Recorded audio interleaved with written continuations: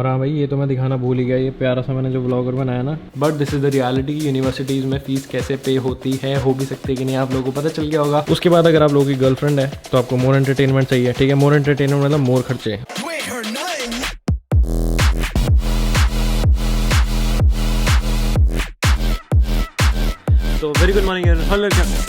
तो very good morning everyone, hi welcome back to channel. This is your Shahrukh. तो भाई आज की इस वीडियो में थोड़ी सी इन्फॉर्मेशनल बातें होने वाली है, ठीक है। ऐसे लिख के करेंगे, ऐसे ड्राइंग बना के, जैसे हम हमेशा करते हैं। हमेशा तो नहीं, मैंने एक बार ही करी थी, काफी सारे लोगों को पसंद आई थी। जब मेरा एक्सीडेंट हुआ था, आप लोगों को याद है कि नहीं मुझे नहीं पता, बट आज की इस वीडियो में हम लोग बताएंगे कैन अ स्टूडेंट पे हिज और हर फीस इन ऑस्ट्रेलिया, ठीक है। फीस कितनी होती है, कि हम रियली काम करके पे कर सकते हैं, एंड अगर पे कर सकते हैं तो कैसे कर सकते हैं या फिर नहीं कर सकते, ये सारा कुछ आपको इस वीडियो में आज पता चलेगा। स्कॉलरशिप की मैंने एक वीडियो बना रखी है, पीछे जाके चैनल पे देखना, पता नहीं 2-4 वीडियो पहले होगी आसपास ही मिल जाएगी आपको। तो अगर आप थोड़ा बहुत खुद से भी रिसर्च करोगे, आपको भी समझ आ जाएगा कि क्या हिसाब होता है पूरा ऑस्ट्रेलिया में रहने का, क्या है लिटरली एक स्टूडेंट फीस पे कर सकता है या नहीं। हाँ, और आज इन्फॉर्मेशनल वीडियो है, थोड़ा आपको बताइए बाहर लॉकडाउन चल रहा है और कैसे वाइट चमका मार रहा है सब कुछ। एंड ऑल्सो आजकल आप देख रहे हो घर पे बैठ के वीडियोस बन रही है, चैलेंजेस बन रहे हैं, थोड़ी बहुत ऊबर वीडियोस बन रही है, और सीन क्या हो रहा है, तो बाहर बहुत ज्यादा लॉकडाउन हो रहा है, आपको भी पता है, ठीक है। एंड उस लॉकडाउन की वजह से हम लोग बाहर जा नहीं पा रहे हैं, तो उसके करके हम लोग घर पे बैठ के वीडियोस बना रहे हैं, इन्फॉर्मेशन दे रहे हैं जितनी हम लोग दे सकते हैं। हम लोग मतलब मैं अकेला अभी तो अकेला ही बैठा हूँ। और हाँ, तो शुरू करते हैं।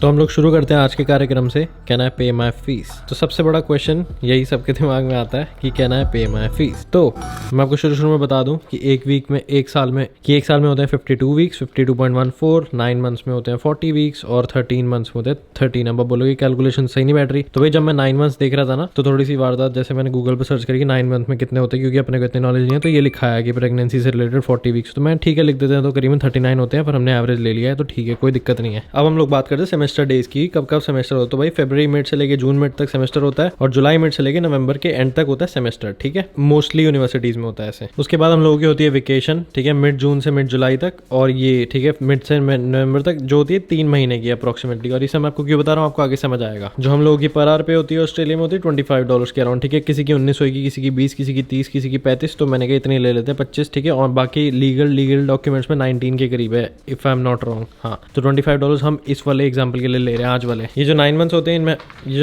इनमें हमारी यूनी चल रही होती है, और we are only allowed to work 20 hours, इसलिए मैंने ऐसे करके लिख दिया। तो ये 40 हफ्ते होते हैं हमारे पास जो यूनिवर्सिटी डेज होती है, और 3 महीने में हमारे पास 13 हफ्ते हो गए। तो जब यूनिवर्सिटी टाइम होता है, तो हम 25 घंटे के हिसाब से नहीं, तो अगर हम लोग $25 के हिसाब से 20 घंटे काम करते हैं, हमारे बनते हैं $500। जब वेकेशन होती हैं, $25 के हिसाब से काम करते हैं 40 घंटे, तो हमारे बनेंगे $100। अब हम लोग आते हैं अर्निंग्स कंटिन्यूड में। हमारे यूनिवर्सिटी डेज में टोटल बन चुके हैं $20,000 बधाइयाँ। हमारे वेकेशन में बन चुके हैं $13,000 बधाइयाँ। हमारे टोटल एक साल की अर्निंग होंगी $33,000 अभी बधाइयाँ, पर अभी होंगे खर्चा टाइम। बट उससे पहले, तो भाई आगे बढ़ने से पहले मैं थोड़ी सी अपनी शक्ल दिखा के थोड़ा बहुत एक आध क्वेरी होती है जो सबसे ज्यादा लोगों की, जो सबसे बड़ी क्वेरी होती है कि भाई ऑस्ट्रेलिया आने के लिए भाई लोन कहाँ से लेना चाहिए, स्टूडेंट लोन लेना है बैंक से, गवर्नमेंट बैंक से ले, प्राइवेट से ले, रेट्स कहाँ पे सही रहते हैं। काफी सारे लोग मेरे को ना पूछते रहते हैं हमको ऑस्ट्रेलिया आना, बट हम लोग स्टार्ट कैसे करें, क्या करें। तो उन सब चीजों के लिए I have an app for you which is called Yocket. They have a very cool feature which is called Yocket loan assistance. In this, अगर आप लोग डिस्क्रिप्शन में जाके एक लिंक है, अगर आप उस पर जाके साइन अप करते हो, तो आपको एक नया योकिट लोन असिस्टेंट प्रोवाइड होगा, जो आपके पूरे लोन प्रोसेस में आप लोगों की हेल्प करेंगे। अब भाई हेल्प कैसे करेंगे, जो योकिट लोन असिस्टेंट्स होंगे वो आप लोगों की प्रोफाइल एंड रिक्वायरमेंट्स को पूरा एनालाइज करेंगे and will connect you to appropriate loan provider. अब भाई काफी सारे बैंक्स होते हैं, किसी से इंटरेस्ट ज्यादा होता है, किसी से कम होता है। Yocket helps you find the perfect fit for your profile, कि कौन सा बैंक बेस्ट है, कहाँ पे हम लोगों को जाना चाहिए, हम लोगों को SBI से कराना है, येस बैंक से कराना है, एक्सिस बैंक से कराना है, जो भी जितने सारे बैंक से काफी सारे लोगों को क्वेरी होती है, उन सब चीजों को लेके Yocket will help you with everything. And Yocket will never force you to go with only one provider. वो आपको बोलेंगे इन बैंक्स में अप्लाई कर दो, जहाँ पे रेट बेस्ट चल रहा होगा,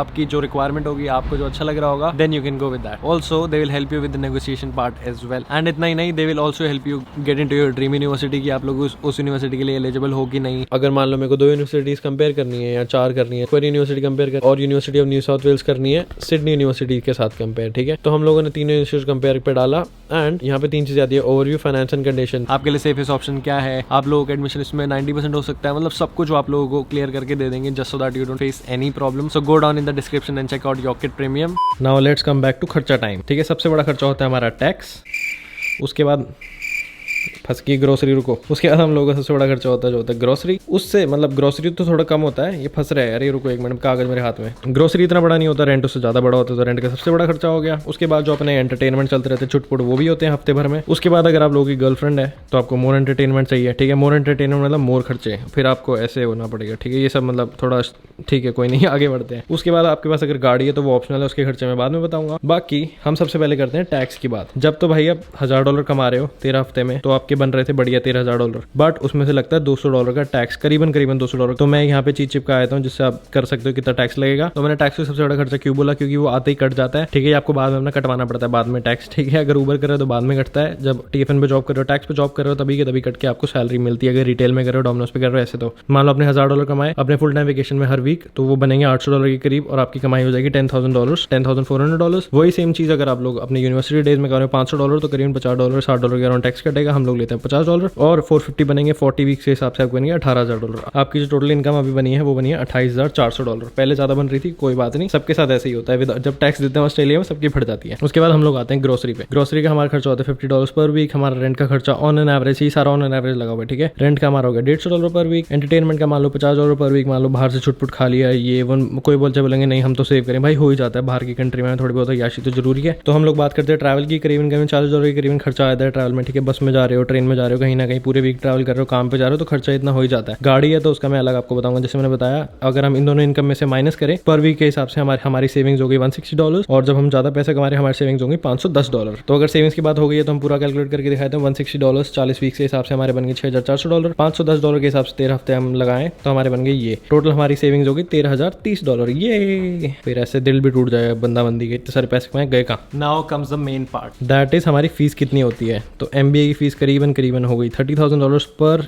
ईयर। अकाउंटिंग की फीस होगी $28,000, और आपने कितने सेव करे $13,030। तो हाँ भाई, आप लोगों ने देख लिया कि हमारी अर्निंग कितनी हो रही है, हमारी सेविंग्स कितनी हो रही है, और हमारी फीस कितनी है। और ये मैंने सारा अप्रोक्सीमेट तरीके से बताया। अगर मान लो मैंने आपको दिखाया कि आपके $13,000 बच रहे हैं, तो किसी के 15 बचेंगे, 20 भी बच सकते हैं। आपकी जैसी जॉब होगी वैसे पैसे बचेंगे। ऑन एन एवरेज एक स्टूडेंट यहाँ पे $20-25 ही कमाता है, मैंने उस हिसाब से लिए। अब कैसे फीस पे हो सकती है, सबसे पहली बात तो हमारे पास अनलिमिटेड वर्किंग राइट्स होते हैं छुट्टियों में। तो बच्चे अपने 60-70 आवर्स करते हैं, that is not recommended at all, क्योंकि अपनी बॉडी भी, अपना शरीर भी, आपको घूमना फिरना भी है, सब कुछ करना है। उसके करके भी आप लोग थोड़ी बहुत और सेविंग्स कर सकते हो, बट आपकी हेल्थ थोड़ी खराब हो जाएगी। जो दूसरी चीज आती है वो होती है लोग स्टूडेंट लोन लेके आते हैं, ठीक है। बच्चे स्टूडेंट लोन, जैसे मैंने आपको मिड में समझाया कैसे ढूंढना है ये सब, वो तो स्टूडेंट लोन में क्या होता है कि बैंक ही पे करता है, और फिर जब आपकी जॉब लग जाती है तो उसके 6 मंथ बाद बैंक आपसे इंस्टॉलमेंट्स लेता है, और जब आपकी स्टडी चल रही होती है तो आपसे इंटरेस्ट लेता रहता है हर महीने। तो सीन ऐसे ही होता है कुछ। और जो अगला सीन होता है वो होता है कि फीस मतलब आधी एक सेमेस्टर की खुद हम भर देते हैं, एक सेमेस्टर की घर से आती है, तो ऐसे सीन होता है। बाकी यही रियलिटी है। और जो एक और चीज होती है जो बच्चे करते हैं यहाँ पे आके, वो यूनिवर्सिटी से ना अपना एडमिशन कॉलेजेस में ले लेते हैं, जिससे उनकी फीसेस बच जाती है और वो फीसेस पे कर देते हैं। कॉलेजेस की फीस यूनिवर्सिटी से कंपैरेटिवली सस्ती होती है, एंड दे पे इट ऑफ इजीली।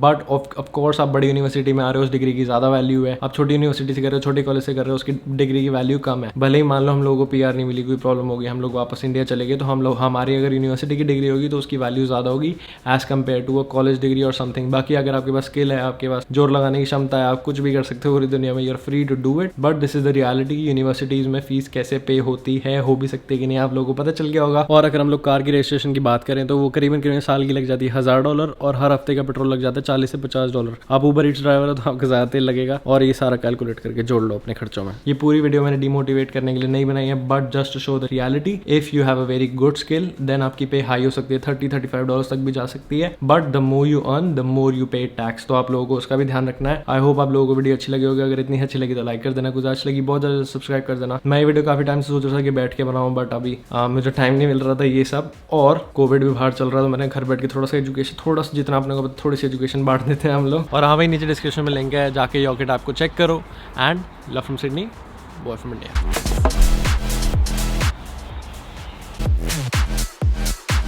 और हाँ भाई, ये तो मैं दिखाना भूल ही गया, ये प्यारा सा मैंने जो ब्लॉगर बनाया ना, हाँ दिस इज मी। और हाँ भाई, और हाँ और